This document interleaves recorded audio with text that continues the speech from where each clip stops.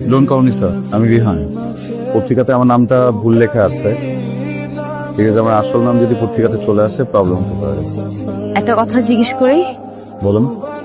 আচ্ছা, আপনি ঠিক কোন শর্ততে রাজি হলে আমাকে 10 লক্ষ টাকা দেবেন? মানে আমাকে কি কি করতে হবে একটু জানা থাকলে ভালো হতো।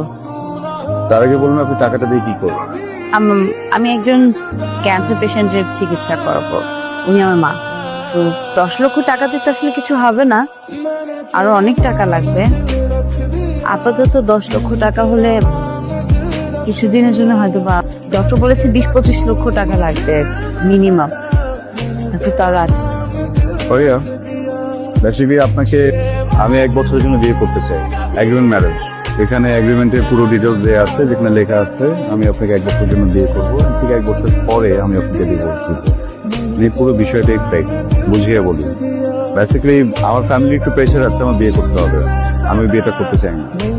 এই জন্য আমি নিজের মতো করে একটা বানানো বিয়ে করতে, যেন ফ্যামিলির প্রেশার থেকে বাঁচা যায়। আপনারও সুবিধা আছে, আমার পত্রিকাতে তো এমন দেওয়া ছিল 10 লক্ষ টাকা, কিন্তু আপনার মার ট্রিটমেন্টের জন্য 25 লাখ টাকা লাগুক, 12 বেশি লাগুক, পুরো বিষয়টা আমি দেখবো।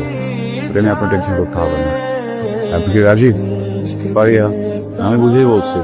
দেখেন, এই সম্পর্কের মাঝে আসলে সিরিয়াস কোনো কিছু থাকবে না, কিন্তু এগ্রিমেন্ট আছে, 1 বছর পর আপনি ফ্রি।